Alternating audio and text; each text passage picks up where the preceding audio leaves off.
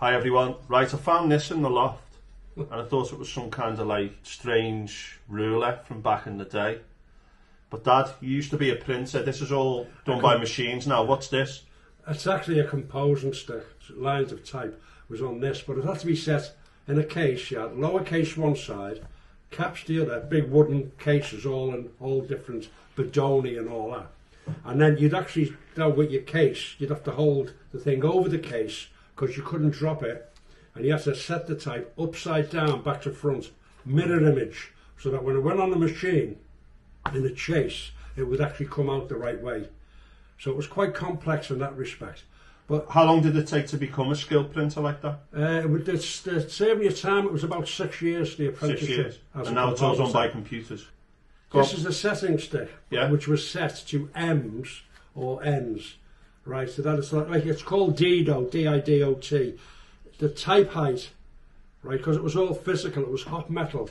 It used to be made on a caster and stuff like that. So we'd have to set the type, a headline, say, in big 36-point Bedoni bold or something. But it would have to be physically put in here, upside down, back to front, tightened, justified, and then it would be locked up in a chase to actually go on the machine. But pages used to be done like that.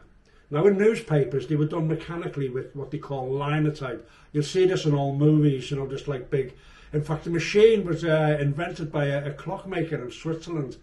It was called linotype, went all around the world. And it was a physical way of putting type into a magazine, and actually that's how they could print newspapers and stuff like that as the technology. And this was all done reverse, so you had to be able to read backwards. Yeah, it was always back to front. You used to have to read backwards and upside down. So what's this called then? That's a setting stick. A setting stick. It used to be a joke on the bus. A comp could sit there on the bus and read the fellow's paper in the front, because, you know, if you'd read upside down, as he folded the paper over, you could read it because everything was upside down and back to front. You'd said that becoming an apprentice and learning how to do it would take about 6 years. Yeah, but you'd go to school as well. You used to go to the Liverpool Art School, which is now Lipper. Yeah, that was actually the school of print, and you'd go there one day a week, and of course you worked with journeymen, and they would actually teach you the ropes as well as you went along. It was all quite technical. The union used to be called the chapel. It was basically built on, you know, the monks and the monasteries writing the books and all the literacy stuff. Well, this is where the skill comes from. You know, Megan Taylor, some guy, you know, the presses, you've heard of Gutenberg Bibles, all of these. Well, it was all to do basically with churches and monasteries and whatever. And so even right up until the day, well, till 2000 and something, union branches and printers were always called chapels. And the union official was the father of the chapel. So that's how quaint it all was. But of course, all of this stuff was very quickly blown away by the advent of computers. And I've actually witnessed it myself. I've seen a 15-year-old kid on a computer in a school doing very complex composing in a word processing program. I don't know if she even knew she was doing it, font sizes, indentations, and I'm looking at it thinking, it took me 6 years to learn all that physically.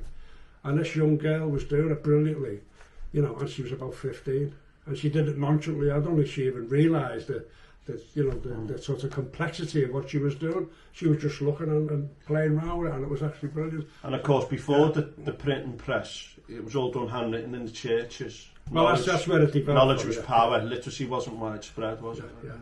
Well, the movable type, the 26 pieces of type, you know, the alphabet.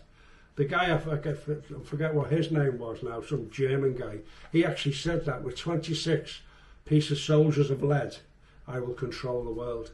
And of course that's where the Reformation and everything comes in, because once that these, what was his name, Wickham, the English guy, went over to Germany, to Worms I think it was, and I think it was Gutenberg showed them the process, and he could come back here and reprint the Bible, or they printed it in Holland actually, in English. And that was basically the Reformation, is that the ordinary hunters, the people in the street, could actually read the book because it was in English. So really, movable type and printing was really the first sort of, when you think about the innovation about computers, without printing, we wouldn't have had, you know, all this advancements in technology and everything else. It was a great step forward. So when you see apprentices today, that's usually less staff operating machines, isn't it? Oh, in the past, it was all to do with people who were highly skilled. Yeah, it was all digital today. Everything is digital and complex in a different way. But back in the day, it was just mechanical stuff. And yeah, it was all hand calling, everything was by hand. And you know, forms and chains, stuff that hadn't changed basically for 100 and odd years, you know. You see it all in the movies, you know, when you look at some of them, and especially them American things where they show newspapers and cowboys. So, you know, yeah. I'll keep this for posterity. So again, what's it called?